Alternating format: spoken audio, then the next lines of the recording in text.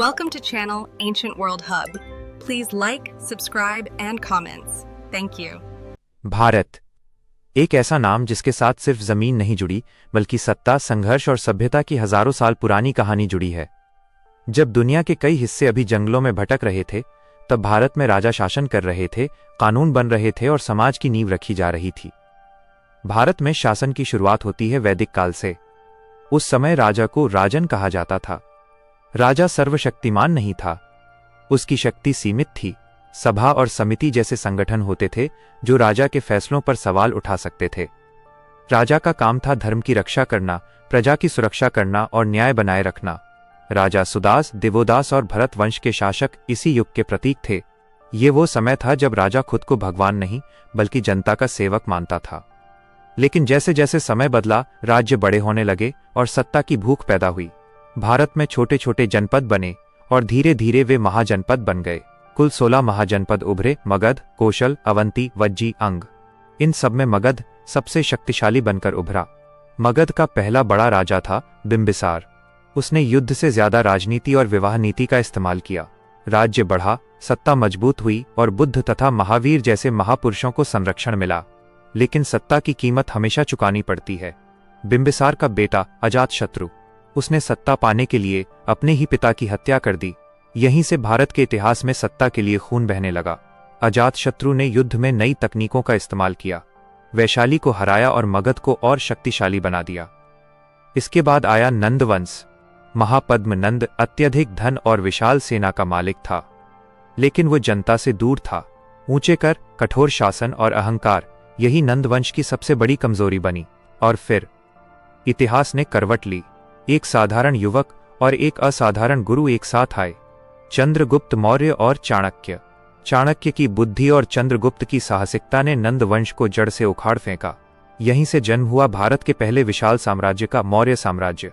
चंद्रगुप्त मौर्य ने उत्तर भारत को एक किया, यूनानी आक्रमणकारियों को बाहर निकाला और एक मजबूत प्रशासन खड़ा किया।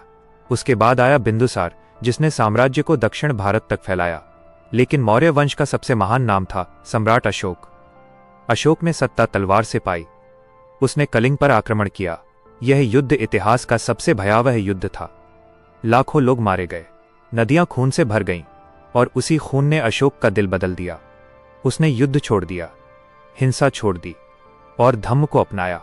अशोक ने कहा, अब मेरी विजय तलवार से नहीं, धर्म से होगी। उसने बौद्ध धर्म को पूरे एशिया में फैलाया और भारत को शांति का संदेश दिया। मौर्य साम्राज्य के पतन के बाद कई छोटे बड़े वंश आए: शुंग, सातवाहन, कुषाण।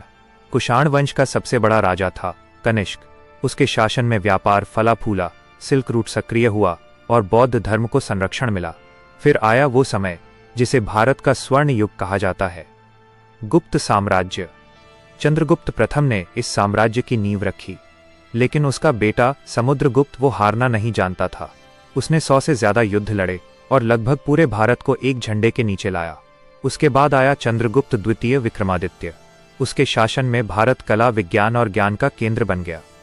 कालिदास ने साहित्य रचा, आर्यभट्ट ने गणित और खगोल विज्ञान को नई दिशा दी। जब दुनिया अंधकार में थी, भारत ज्ञान का सूर्य बन चुका था। गुप्त साम्राज्य के पतन के बाद भारत की धरती पर एक बार फिर उथल पुथल शुरू हो गई। केंद्रीय सत्ता कमजोर हुई और देश कई छोटे छोटे राज्यों में बंट गया।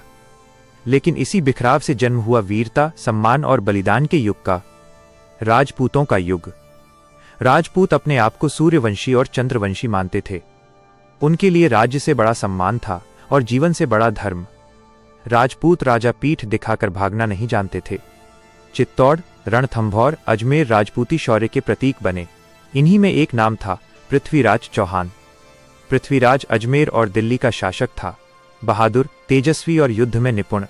लेकिन इतिहास सिर्फ बहादुरी से नहीं, रणनीति से भी चलता है। उत्तर पश्चिम से एक नया खतरा बढ़ रहा था, मोहम्मद गौरी। तराइन का पहला युद्ध पृथ्वीराज ने जीत लिया, लेकिन दूसरे युद्ध में एक छोटी सी गलती इतिहास बदल गई। पृथ्वीराज हार गया और भारत में तुर्की शासन की नींव पड़ गई। इसके बाद दिल्ली सल्तनत का दौर शुरू हुआ। सबसे पहले आया कुतुबुद्दीन ऐबक, एक गुलाम जो सुल्तान बन गया। उसके बाद इल्तुतमिश ने सल्तनत को मजबूत किया और फिर आई भारत की पहली महिला शासक रजिया सुल्तान। लेकिन समाज एक महिला को सत्ता में स्वीकार नहीं कर पाया। रजिया को हत्या कर दी गई। इसके बाद खिलजी वंश आया, अलाउद्दीन खिलजी, एक ऐसा सुल्तान जिससे मंगोल भी डरते थे। उसने बाजार नियंत्रण किया, सेना को मजबूत किया और दक्षिण भारत तक सल्तनत फैला दी, लेकिन उसका शासन कठोर था। उसके बाद आया तुगलक वंश, मोहम्मद बिन तुगलक, एक बुद्धिमान लेकिन अव्यवहारिक शासक। उसके फैसले राजधानी बदलना, तांबे की मुद्रा सल्तनत को कमजोर कर गए। फिर आया फिरोज शाह तुगलक, जिसने कुछ सुधार किए लेकिन पतन रुक नहीं सका। इसी दौर में भारत की धरती ने एक और आक्रमण देखा। तैमूर, दिल्ली जली, लूट हुई और सल्तनत की कमर टूट गई। और फिर इतिहास ने एक नया मोड़ लिया। काबुल से एक योद्धा आया, बाबर। 1526 में पानीपत का पहला युद्ध हुआ। इब्राहिम लोदी हार गया और भारत में मुगल साम्राज्य की शुरुआत हुई। बाबर के बाद हुमायूं आया, लेकिन सत्ता उसके हाथ में ज्यादा देर नहीं रही। शेर शाह सूरी ने उसे हरा दिया। शेर शाह एक महान प्रशासक था। सड़कें, डाक व्यवस्था और रुपया उसकी देन है। लेकिन उसकी मृत्यु के बाद मुगल फिर लौटे और इस बार सिंहासन पर बैठा अकबर। अकबर सिर्फ एक राजा नहीं था, वो एक युग था। उसने धर्म सहिष्णुता अपनाई, राजपूतों को साथ जोड़ा और एक मजबूत साम्राज्य खड़ा किया। उसके बाद जहांगीर और शाहजहां आए। शाहजहां, जिसने प्रेम को पत्थर में बदल दिया। ताजमहल मुगल शान का प्रतीक बना, लेकिन शान के पीछे सत्ता की लड़ाई चल रही थी। और अंत में गद्दी पर बैठा औरंगजेब, एक शक्तिशाली लेकिन कठोर शासक। उसके लंबे युद्धों ने मुगल साम्राज्य को अंदर से खोखला कर दिया। औरंगजेब की मृत्यु के बाद मुगल साम्राज्य धीरे धीरे कमजोर होता चला गया। औरंगजेब की मृत्यु के बाद मुगल साम्राज्य सिर्फ नाम का रह गया। दिल्ली का तख्त मौजूद था, लेकिन सत्ता बिखर चुकी थी। इसी कमजोर भारत में नई शक्तियां उभरने लगीं। सबसे पहले मराठा। मराठा सिर्फ एक राज्य नहीं थे, वे एक आंदोलन थे, और इस आंदोलन का नाम था छत्रपति शिवाजी महाराज। शिवाजी पहाड़ों से उतरे एक ऐसे राजा थे जिन्होंने विशाल मुगल साम्राज्य को चुनौती दी। गुरिल्ला युद्ध, तेज रणनीति और जनता का समर्थन, यही शिवाजी की ताकत थी। उन्होंने स्वराज्य का सपना देखा, एक ऐसा राज्य जहां राजा नहीं, धर्म और न्याय शासन करें। शिवाजी की मृत्यु के बाद मराठा साम्राज्य फैलता गया। पेशवाओं के नेतृत्व में मराठा शक्ति दिल्ली तक पहुंच गई। एक समय ऐसा भी आया जब मुगल बादशाह मराठों की अनुमति से राज करता था, लेकिन शक्ति के साथ आंतरिक संघर्ष भी आया। मराठा आपस में बंट गए और फिर हुआ पानीपत का तीसरा युद्ध। अहमद शाह अब्दाली के सामने मराठों की हार ने भारत की राजनीति को फिर से बदल दिया। इसी समय उत्तर भारत में एक और शक्ति खड़ी हो रही थी, सिख। गुरु गोबिंद सिंह द्वारा खालसा पंथ की स्थापना ने सिखों को योद्धा बना दिया। महाराजा रणजीत सिंह, एक ऐसा राजा जिसने पंजाब को एक शक्तिशाली साम्राज्य में बदला। उसके शासन में न धर्म का भेद था न जाति का, लेकिन उसकी मृत्यु के बाद सिख साम्राज्य भी कमजोर हो गया और इसी कमजोरी का फायदा उठाया एक व्यापारी ने, ईस्ट इंडिया कंपनी। शुरुआत व्यापार से हुई, लेकिन लक्ष्य सत्ता था। प्लासी का युद्ध और बक्सर का युद्ध, यहीं से भारत की आजादी छिननी शुरू हो गई। धीरे धीरे राजा कठपुतली बनते गए और असली सत्ता अंग्रेजों के हाथ में चली गई। 1857, एक चिंगारी जो आग बन गई। मंगल पांडे, रानी लक्ष्मीबाई, बहादुर शाह जफर।